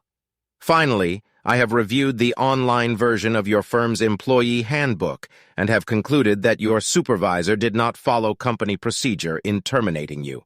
Accordingly, I believe that you have a strong case for legal action. With your permission, I would like to file a lawsuit seeking $10 million in aggregate damages from the firm. Does that seem fair to you? Wes sighed. $10 million? Yes, sir, that sounds very fair to me. Do you think we can get that amount of money? A smile flashed across the older man's lips. I think we have a good chance, but we'd have to go to court to get it, and that would probably take 3 to 5 years. Wes's face lowered. But, Samuels continued, the firm won't want the litigation to generate unfavorable publicity, and from what my secretary tells me, your shares in the court of public opinion are rising, which they'll know about too. I think they could be quickly persuaded to enter into an out-of-court settlement for about half that amount, plus my legal fees, of course. $5 million will suit me just fine, Wes said quickly. The smile grew wider. I was hoping you'd think so. Accordingly, if you will sign this document, I will begin the process. Wes signed the document and got up to leave, then turned around. Mr. Samuels, will this affect my divorce proceedings? Frankly, I don't want Marlene to benefit from it. I don't think you need to worry, the lawyer said. All of these events occurred well after the divorce petition was filed. Moreover, it was your wife's actions that, at least indirectly, led to your unfair dismissal. Under those circumstances, she should not be entitled to benefits. Wes rejoiced at this news and hurried back down the hall to Dash's office. When he entered, he found her leaning over her keyboard, and when he tried to tell her about it, she interrupted him. Can it wait, Wes? I've got a deadline for another client, and I've got tons of work to do. Without waiting for his response, she turned back to the monitor. He stood for a few moments, disappointed that he couldn't share his good news. But what plagued him the most was the feeling that Dash was avoiding him. Finally, he cleared his throat. I think I'll go for a walk, he told her. Receiving no reply, he turned and left the room. Walking down to the street, the young man headed in the direction of the Capitol Mall. When he reached it, he turned west and walked along the sidewalk until he reached the Tower Bridge, where he stopped and stared at the Sacramento River. It wasn't the view that occupied his thoughts, however. Damn it, I shouldn't have gone at her like that. No wonder she wants nothing to do with me now. Nevertheless, it seemed to me that she responded to me. I don't know, maybe it was just pity. Maybe she was just trying to be nice to her poor, horny husband. He was idly watching the workers hoisting cargo aboard the Delta King dinghy. Why did I even kiss her? She's so unlike any girl I've ever been interested in before. And yet there's something about her, but it doesn't matter. She clearly doesn't like me. I'm just a customer, nothing more. When he returned to the Samuels building, she was still immersed in her work, and the distance between them didn't shrink for the rest of the evening. Marlene, while West walked the Capitol Mall, Marlene angrily called Jack Mackenzie at his office. When he answered, she didn't even say hello. Have you seen that damned gossip show on YouTube? She demanded. How the hell did they get video of you driving into my garage? I thought you said you were careful. I was careful, he replied. One of those damn video callers must have spotted me. How was I supposed to know they keep everything they record for months? I'd like to know who made her go looking for it. I wonder if West could have been behind it somehow. West? Are you out of your mind? You're talking about the guy everyone calls humiliated husband. Do you really think he could do that to himself? Besides, he didn't know anything anyway. I know, but it must be somebody. Yeah, and I wouldn't mind shooting whoever it was if we could find out. It really put a twist on our plans. I know, and I just hate it. Her tone changed. You know what would make me feel better? Why don't you come over and spend some time with me? He hesitated. I don't know if that's a good idea. I don't want to appear in another video. Maybe we should take it easy for a while until all this settles down. If you arrive after dark, the cameras won't matter, especially if you turn off your headlights before you turn into the driveway. And since West is gone, there's no reason not to come at night. I'll make sure you won't regret it, she added in a seductive voice. What time? He asked. As he walked through the garage door, Marlene came out of her bedroom and the sight of her made Jack stop. She was dressed in all black. As he looked at her with a mixture of lust and fear, she clutched the pruning shears in her hand. "You kept me waiting," she said accusingly. "I'm sorry," he said pleadingly. "I couldn't help it." "You know what you have to do? Go to the bedroom," she barked. "Yes, mistress," he replied, and hurried to do her bidding. West. The next day, the relationship between Dash and West seemed to be back to normal. In fact, West noticed that Dash was becoming more and more animated as the time to watch the latest installment of Gertie's Gossip Girl approached. When the loading usually occurred, she beckoned West over to the large, flat-screen monitor to watch with her. After the customary introduction, Gertie appeared on the screen, her excitement clearly evident. "I know that many of you have been gripped by the twists and turns of the humiliated husband saga. On the last show, I revealed that is-not-so-faithful wife Marlene, her picture appeared on the screen behind Gertie, was having an ongoing affair with advertising executive Jack McKenzie. Could this be the real reason she kicked her helpless hubby out of the house? After all, Marlene had gotten a protective order against her husband. Could it be that it was the cruelty of her humiliated hubby that led her into the arms of another man? Gertie wanted to find out too, so she checked the police records for humiliated hubby. No convictions, no complaints, no calls to the police. How odd. Could it be that Mrs. Hubby just wanted to humiliate her husband further, make him a pariah in society? But if so, why did the Honorable Judge Harold Chalmers issue a restraining order against Hubby? What could have persuaded his honor to take such serious action? Could it be the fact that Judge Chalmers will soon be running for re-election? Behind her, a political ad appeared on the screen with the caption, "Re-elect Judge Chalmers in November." And it could also be, Gertie continued, that 3 weeks before the humiliated hubby was served with the restraining order, the judge received a nice campaign contribution from a prominent local advertising agency. Behind Gertie, the official list of campaign donors appeared on the screen.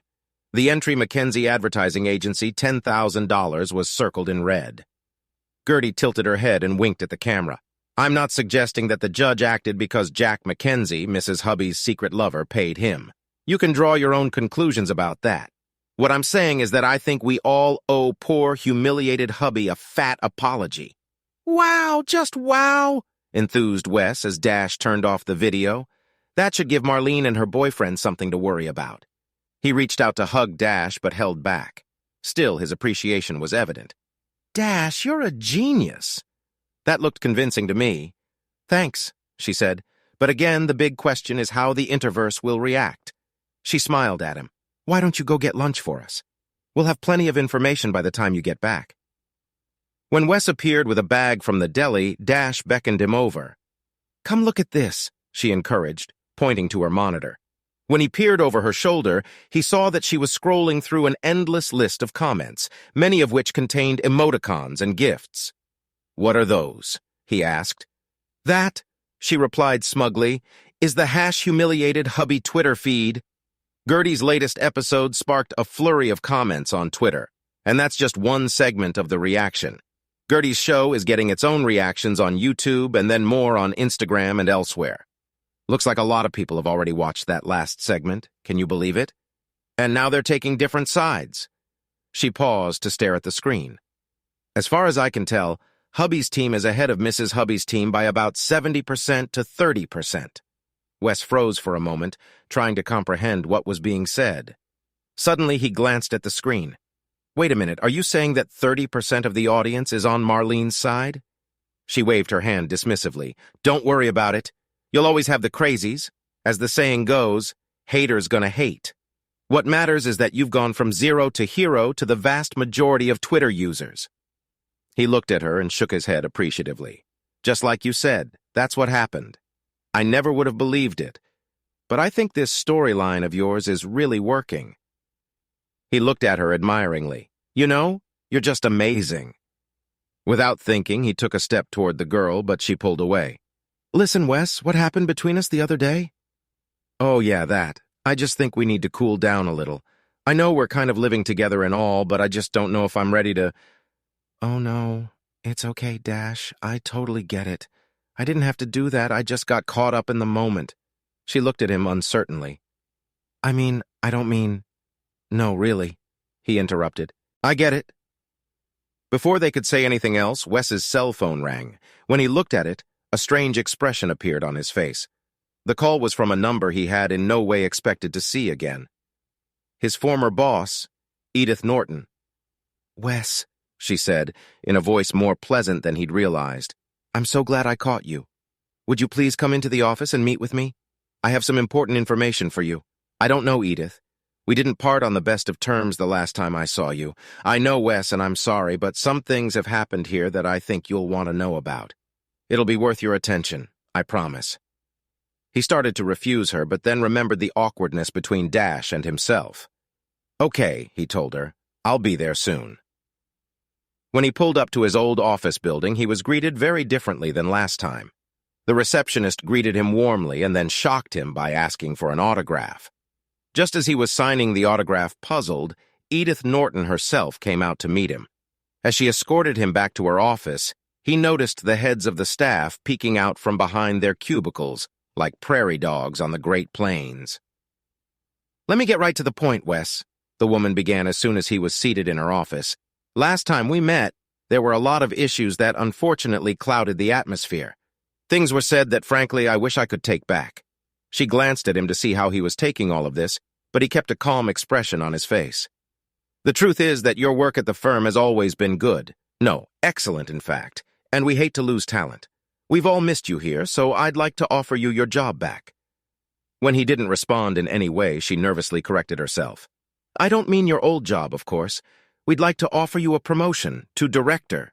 He was still silent, and she hurried to continue. "And not with your previous salary, of course. No, you'll get a 10% raise to match your new title." He continued to stare at her, and she became agitated. "Did I say 10%? I meant to say 15%. That would put you in the top quartile of the director's salary range. And did I mention the severance pay you received? We want you to keep it as a sort of signing bonus like professional athletes do. What do you say, Wes? I've got all the paperwork right here. If you sign this waiver, you'll have a new job waiting for you, after you've taken your 3 weeks of paid vacation, of course." He sat up straight in his seat. "So, Miss Norton, you admit that I was fired for violating the prohibition against spousal abuse, which I did not commit. Do you acknowledge that my termination did not follow the procedures spelled out in the employee handbook? That's all water under the bridge, Wes. There's no need to rehash what in retrospect was a silly misunderstanding. Let's focus on the future, your promotion, your pay raise, and, oh, I forgot to mention, your eligibility to participate in the bonus plan. Just sign these papers," and Wes stood up, interrupting her. "Edith Norton, listen carefully. You can take the raise, the pay increase, and the new title, and shove it all up your skinny micromanager ass. I'll see you in the firm in court." With those words, he sprinted out of her office, leaving his former boss with a red face and a spray of spit. As he walked down the hallway back to the exit, he thought he heard applause coming from some of the booths. But this time, there were no heads visible. After lunch, Winston Samuels called Wes and asked him to tell him about his visit to his former employer. "Tell him you made no commitments," the lawyer said, "and please tell him you didn't sign anything." When Wes repeated what Edith Norton had said, the stern old man grinned. "It wasn't very prudent to go in there, young man, especially without a lawyer, but I can see why you did. At any rate, I don't think you've done any harm. The fact that your old boss worked so hard to get you back is a very positive sign, in my opinion. Anyway, in light of her inept attempt to bribe you, I imagine we'll be hearing something from their lawyer sooner rather than later." When Dash returned, he looked a little more relaxed, and they decided to order dinner on the house. As they sliced Thai food from cardboard boxes, Dash asked him about his visit to his former place of employment, and Wes happily recounted his run-in with his former boss. From there, it seemed natural to tell Dash about the lawsuit, but Wes didn't want to look like he was trying to impress her, so he decided not to mention the amount of the suit or the possibility of a quick settlement. Still, Dash seemed happy for him. "After all you've been through, Wes, I hope you get something out of this. I think you deserve a little luck for a change." The conversation broke off, and when he turned around, he saw her staring at him intently. "What's the matter, Dash?" She hesitated before answering. "You asked me about my old life, Wes. Can I ask you about yours?" "Sure, ask. How did you and Marlene end up together?" He rolled his eyes. "I met her at a Chamber of Commerce event. She came up, introduced herself, and we talked for the rest of the evening. I called her the next day, and when we met again, it turned out we just hit it off. It was amazing.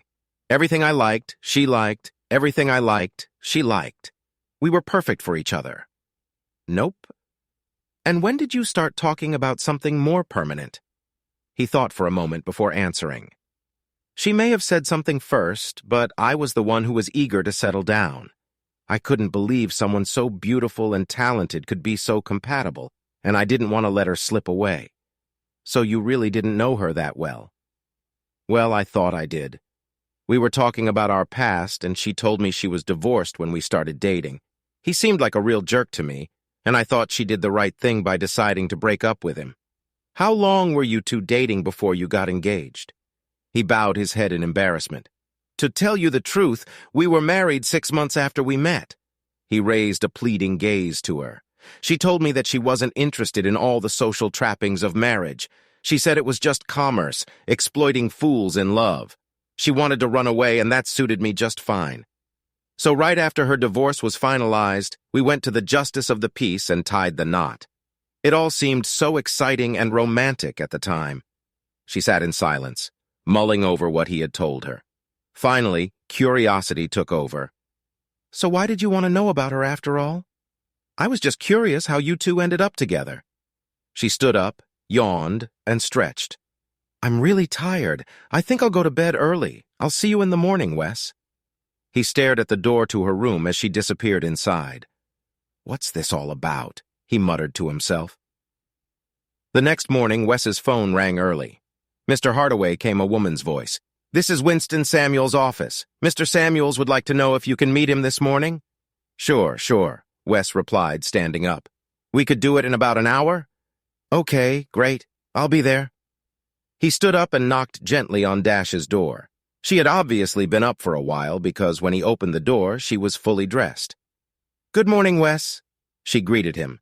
So who was on the phone for you? That was your uncle's secretary. He wants to see me in an hour. Is it okay if I use your shower? He lowered his gaze to himself. I think your uncle would appreciate it. Dash waved him off and he hurried back inside to shower, shave, and put on fresh clothes. When he came out, he was thankful to see that Dash had managed to buy coffee and a croissants. You need 2 components of a good breakfast, caffeine and carbs, she told him with a smirk as they devoured the pastries. Walking down the hall to the lawyer's office, Wes found the receptionist already waiting for him. He's expecting you, she told him with a smile. Winston Samuels' face was stern as he invited Wes to take a seat in front of the massive old wooden desk. I've been negotiating with representatives of your former employer, he said without preamble. I must report that we were unable to agree on the $5 million sum you and I discussed. Wes couldn't help but feel disappointed. A hint of a smile appeared on the lawyer's face. However, I was able to negotiate a sum of $6.5 million with them. I hope that will be satisfactory. $6 million? You're kidding, exclaimed Wes. They'll also cover my fees, which is very good for you because they're not insignificant. Their only condition is that you have to sign a non-disclosure agreement and refrain from making any public comments about the deal or the firm. I hope that's okay with you? Wes smiled. For $6.5 million, I will gladly remain silent from now and forever. The lawyer gestured with his hand to stop his client. Before you start spending that money, don't forget that both the IRS and the state of California will get their share. After taxes, the amount you will receive will be about half the total amount. Wes thought for a moment, then smiled. $3.5 million is a lot more than I expected. A higher figure would have been nice, but I'm not going to complain. Then his face became more sober. Regardless of the amount, I would prefer that you not tell the rest of your family. The older man looked at him triumphantly. I never discuss a client's business with anyone unless my client instructs me to do so. Thank you, sir. I appreciate it. Before heading back to the antisocial network office, Wes checked his cell phone and made a quick call. Then he hurried back. Dash was waiting curiously. So what did Uncle Winston say? He managed to keep a straight face. Do you have any plans for tonight? He asked carelessly. No. Why? She replied, confused by the change of subject. Good. Then I'd like to express my gratitude for all you've done for me by inviting you to dinner. Have you ever been to the Firehouse restaurant? I'd love to go with you, Wes, but the Firehouse is one of the most expensive restaurants in town. Don't you want to go somewhere else? He grinned. Well, I've already made reservations. Besides, I don't think it's too expensive to say thank you to someone who's done so much for me. And I certainly don't think it's too expensive for a man who's about to get a quick and very good judgment on his lawsuit. Realization swept over her, and she jumped with delight. Oh, Wes, congratulations, I'm so happy for you. Then she pulled back from him, and her expression became concerned. A fire station? Tonight? Oh, God, I don't have anything to wear, and I need to get my hair done. And no, you don't. Don't need what? She asked in confusion. Don't change your hair. Why? I always thought you hated them. Well, it took me a while to get used to them, but now, well, they suit you now. Okay, she said hesitantly. But with those words, she pulled away from him and hurried back into the bedroom. A few minutes later, she reappeared. I still have some shopping to do. Damn you, Wes, Hardaway. I don't even know if I remember how to do this. I haven't shopped anywhere but stores in years. She found her car keys and slipped them into her pocket. Stay here, she commanded. If anyone needs anything, take care of it as best you can and tell them I'll be back as soon as I can. With those words, she sprinted out the door, and he had to close it behind her because she was already running down the hall. It was already dark when she returned, carrying several bags in her hands. After Wes let her through the door, she quickly disappeared into her bedroom. He checked the time and decided he'd better get dressed, too. He found the only suit he had managed to salvage from the house and put it on, along with a nice shirt and a pair of dress shoes. Behind him, he heard, "Well, what do you think?" Turning around, he saw her standing in the doorway in an ankle-length black halter dress. He stared at her. "Dash, is that you?" he asked in surprise. Her face lowered. "You don't like it?" "No, no!" he shouted, rushing over to her. "You look just amazing, like a model. I've just never seen you in such an elegant dress before." Relieved, she smiled slightly. I was afraid it was too much, but it looked so good in the store. He stepped back to take another look at it. The black fabric contrasted with her hair, and the silver high-heeled sandals completed the look. "You're so tall," he marveled, "and the dress really complements your figure." He lowered his gaze to his clothes. "Now I'm wondering if I look good enough to go with you." She laughed, took his hand, and kissed his cheek. "I would have let you know if I thought so. Now, why don't you call us a cab?" Later, as they were finishing dinner on the Firehouse's brick-lined terrace, Dash took a sip from her wine glass. Then her face took on a serious expression. "Wes, remember how I kind of pulled away from you the other day?" He chattered happily, but his smile disappeared at her question. "I remember, but it was my fault." She shook her head to interrupt him. "It wasn't you, Wes. It was me." She stared down at the table. "Remember when I told you about my marriage and how hard it was for me?" He nodded. "It really hurt me." She looked up at him almost helplessly. "I haven't had a relationship with anyone since my ex left me. In fact, I haven't even been on a date since then." His discomfort was obvious. "I'm sorry, Dash. I didn't mean to put pressure on you. No, you didn't. I just reacted instinctively on autopilot." She half smiled. "You know, when I first met you, I thought you were just another clueless husband whose wife had left him. But as I got to know you better, I discovered there's more to you than that. And it's not just that we have bad luck with exes. You're eyes and funny and romantic. Maybe most importantly, you're loyal. Loyal to your wife and yourself. That's very important to me." She blushed and lowered her eyes. "I guess what I'm saying is that if you wanted to kiss me again, I wouldn't run away this time." He looked at her triumphantly, then reached across the table to take her hand. Before he could say anything, approached them. Wes looked at him blankly. "I think we're going to skip dessert." Dash blushed again. Marlene. While Wes and Marlene dined al fresco, Marlene angrily tried to contact Jack Mackenzie. When he finally answered her call, she lashed out at him. "What's this nonsense about bribing Judge Chalmers to give me a protective order? I thought you said the judge was your friend." "Don't be naive, Marlene. In politics, friend is just another word for sponsor. When I went to ask him for a restraining order, he made it clear to me what a great act of friendship it would take from him to do what I wanted." "But that doesn't matter now," he muttered. "What are you talking about?" "After word got out about us, the directors of the agency called a meeting today and kicked me out. How can they do that? It's your agency. Yes, but the agency's bylaws say they can, and they did. And to add icing on the cake, the California Department of Revenue is sending an auditor to the office to look into our accounting. I'm totally screwed. Oh, Jack, I'm so sorry, baby.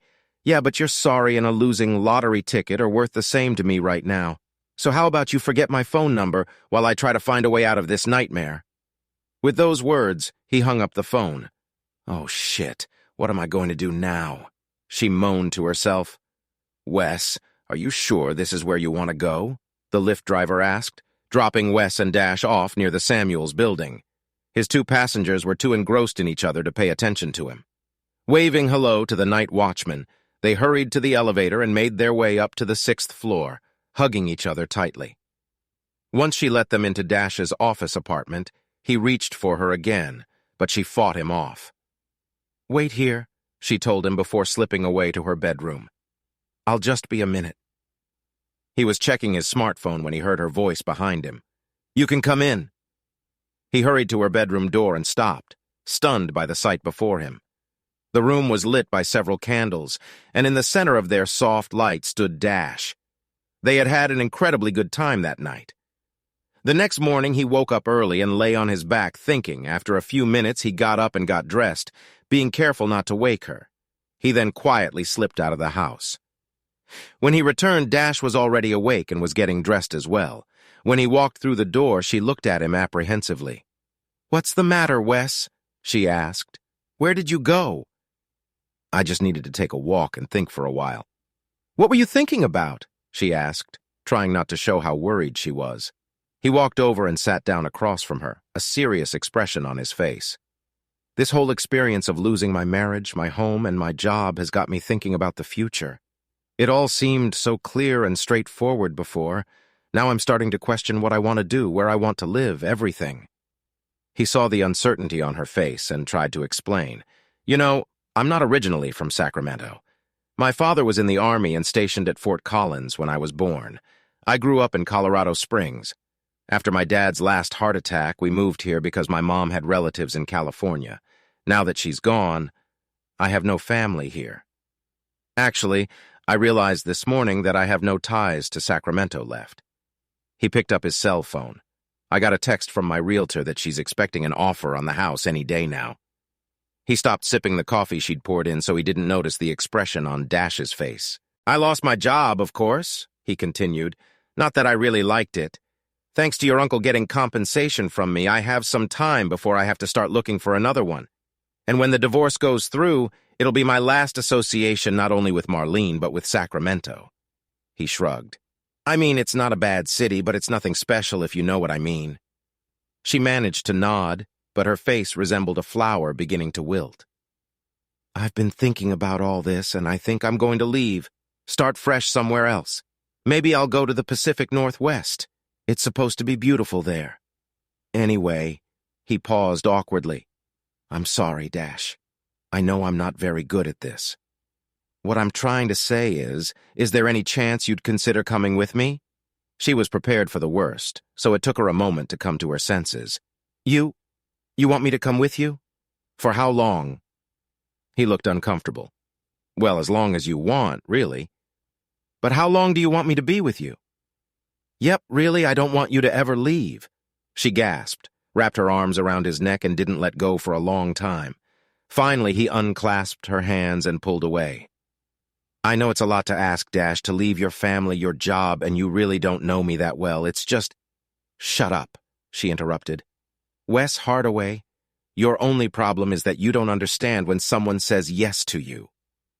With those words, she kissed him again, and he finally realized that she no longer needed to be persuaded. For the next few days, the lovers revolved around each other in a veritable bubble, almost oblivious to the presence of other people.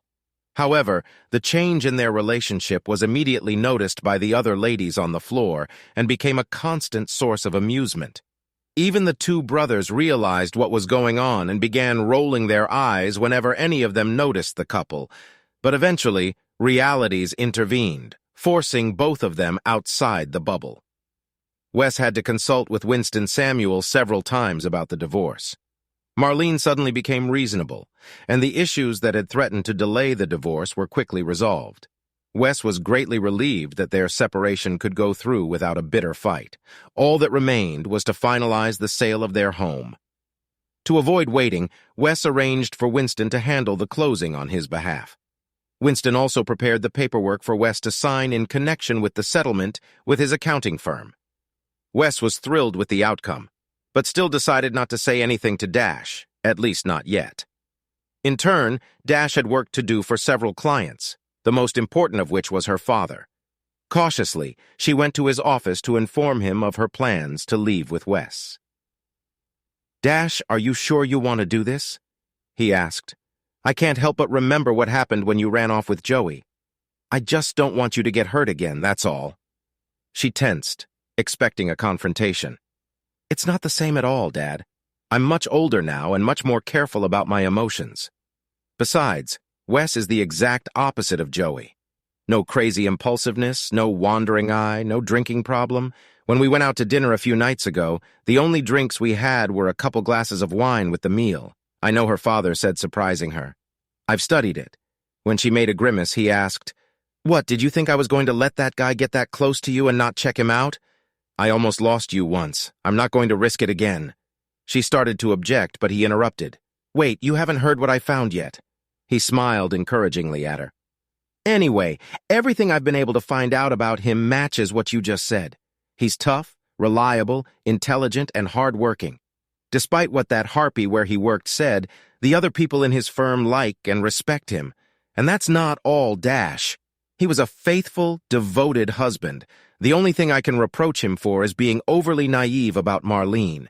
But if a man can be wrong, let it be on the side of faith in his partner. Leave cynicism and suspicion for the likes of me. In any case, I think you've chosen a good candidate. I'd hate for you not to be here, but if you want to go with him, I'll bless you." "Oh, Papa," she exclaimed, and threw herself around her father's neck. He hugged her tightly, realizing full well that it had been a long time since she had called him Daddy. When he released her and she returned to her chair, he gestured toward where the law offices were. "I'm glad you two won't have any financial problems unlike Joey. However, I'd hate to see you close your business. You're really good at it.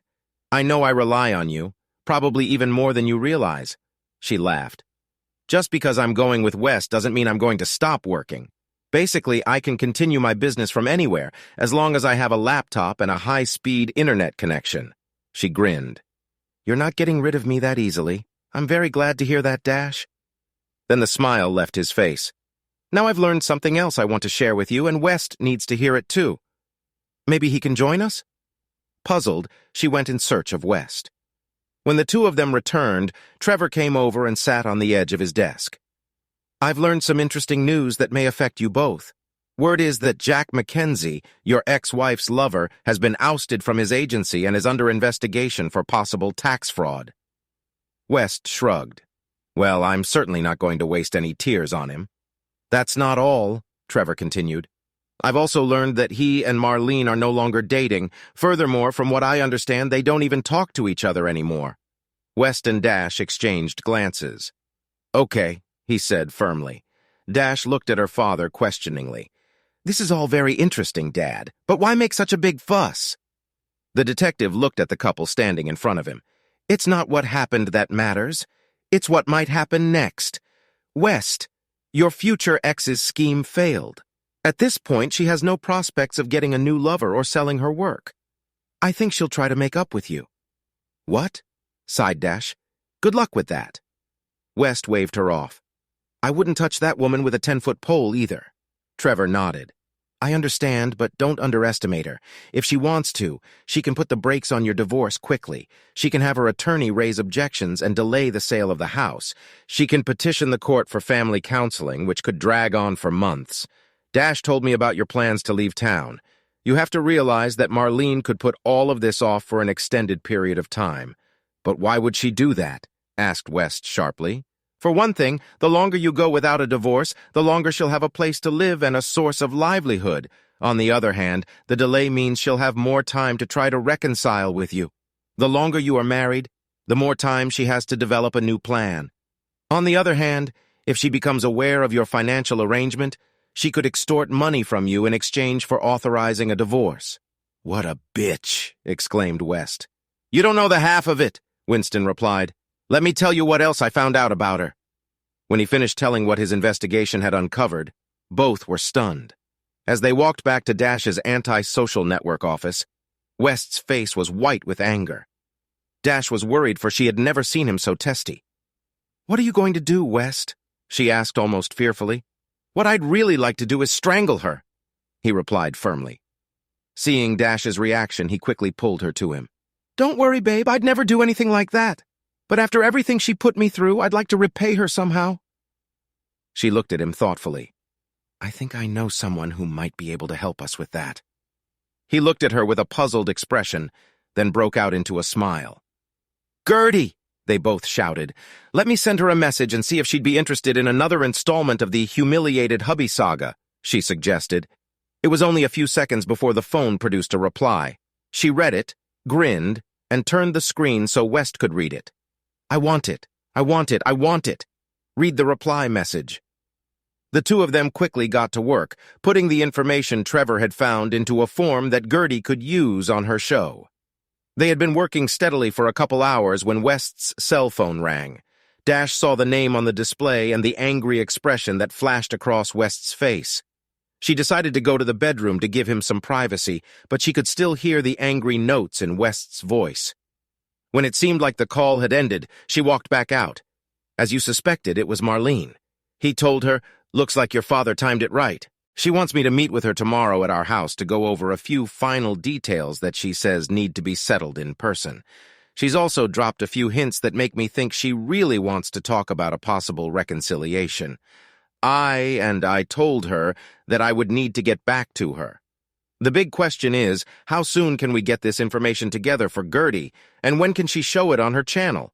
If we can get it to her today, I bet she'll want to work with it right away. It might mean a late night for us, but I think it'll be worth it.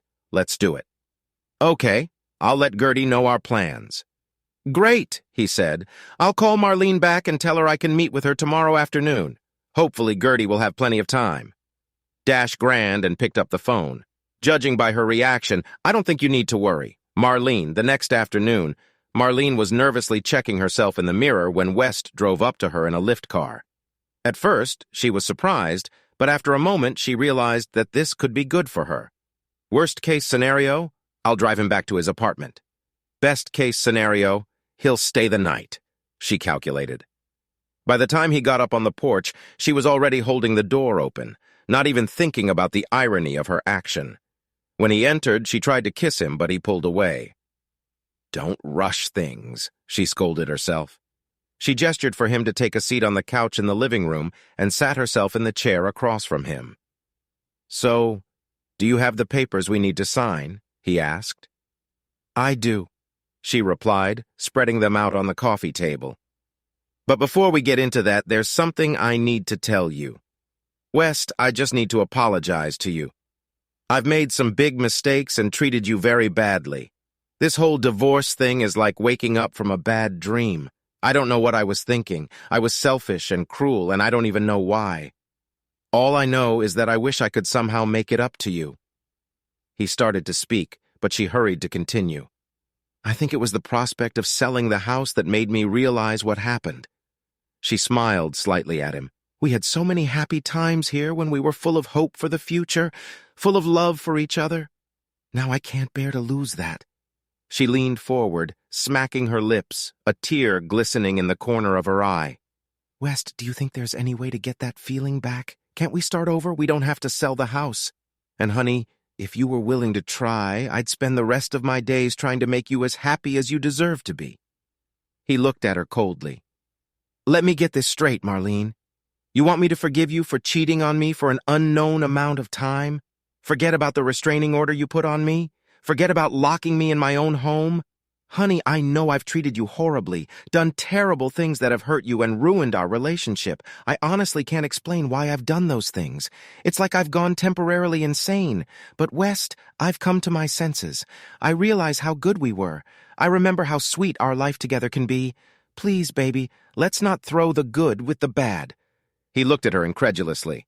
Are you out of your mind? He growled, and she flinched. Let me make this perfectly clear to you. I'm an accountant. I deal with assets and liabilities, and you, Marlene, are a huge liability in my life. The sooner I get rid of you, the happier I'll be. Now, if you'll hand me the papers I need to sign, I'll go. And with any luck, it'll be the last time I see you again." Shocked, she handed him the papers the real estate agent had left behind. As he took them, she noticed that a car had pulled up to the house, its engine still idling. He signed out quickly, got up and went to the door while she tried to find anything that might give her a chance at a relationship with him. But before she could think of anything, he turned and smiled grimly. "Have you ever heard of the gossipy Gertie?" he asked. She couldn't help herself. She shuddered. "I think you should read her latest program. You'll find it very interesting." With those words, he opened the door and walked out to the waiting car. "Everything okay?" asked Dash. He nodded and smiled. "Everything's fine." When they drove away, Marlene hurried back to her computer, logged onto YouTube, and found the Gertie's gossip channel. She watched nervously as Gertie began her introduction. Then, behind her back, a computer-generated banner insert appeared on the screen.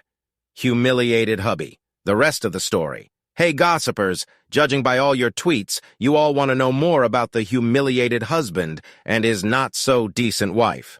Well, now Gertie has the latest chapter in the story for you.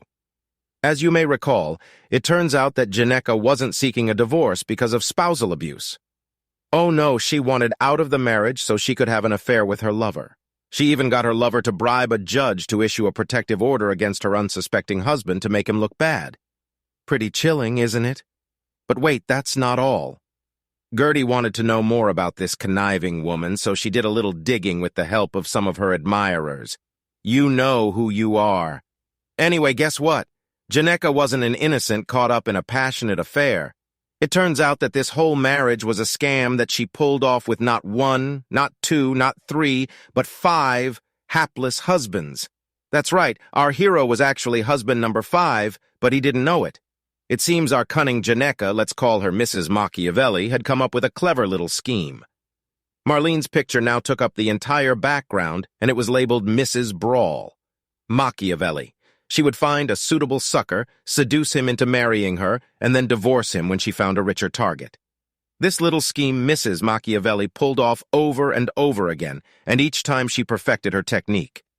Before our hero, she had used the blocking scheme on her husband.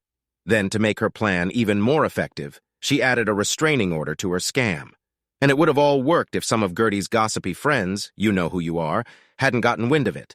This time, it seems Mrs. Machiavelli's latest scheme has been thwarted.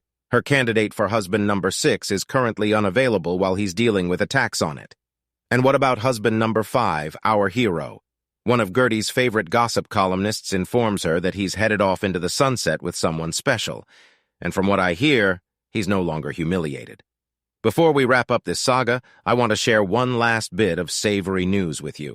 It seems there are some angry ex-husbands in California who would like to have a chat with Mrs. Machiavelli. It turns out that the first few times she dissolved her marriage, she didn't bother to get a divorce. She just, allegedly cleaned out the poor man's savings and left town. In closing, let me offer a word of advice to Sacramento men. Beware of Mrs. Machiavelli. She's probably already on the lookout for the next sucker. I mean, husband. If you fall for her, don't say I didn't warn you. Now let me tell you about a certain Hollywood starlet who— No, screamed Marlene. No, no, no. She slammed the computer shut, interrupting Gertie's annoying voice. But before she could think about what to do next, her cell phone rang. Realizing it was one of her friends calling, she answered it. "Hi, Marlene," came the voice on the line. "Or should I say hi, Mrs. Machiavelli?" Throwing the phone across the room, Marlene screamed, "God, I've got to get out of this town." Wes, they had only traveled down the I-5 freeway a short distance when Wes glanced at Dash. "I was thinking, instead of taking the interstate, why don't we take the 101 and drive along the coast? How's that for an idea?" A leisurely drive along the coastal highway, charming inns and coastal towns along the way. Sounds scenic and romantic. Let's do it. He reached out and squeezed her palm. "Sure, the drive to Seattle will take a lot longer, but we're in no hurry to get anywhere. Well, as long as we get there before our funds run out, we'll have to look for work once we get there." He looked at her oddly. I don't think we need to worry about that, babe. And then it hit him. Oh yeah, I never told you about the compensation I received, did I? You said it was good. He blushed. Well, pretty good. $6.5 million. Her mouth dropped open. What? But after Uncle Sam and the state government get their share, it'll only be half that amount. She was still stunned. That's amazing, Wes. Why didn't you say something before? I didn't want you to think I was using the agreement to get you to like me. She rolled her eyes and he hurried to continue. Besides, it's not social media money. I mean, it's not even as much as Gertie makes in a year. She looked at him sternly. Wes, hard away. I don't care about the money. And as for the internet, let me worry about that. My job is to use social media to fulfill the needs of my clients. Her eyes were sparkling now. Reaching up and placing her hand on his zipper, she added, Your job is to take care of my needs. Do you think you can handle that? He smiled cheerfully at her. I can handle it, Annuals. Thanks for watching. I hope you enjoyed it. So subscribe to my channel and watch the next video.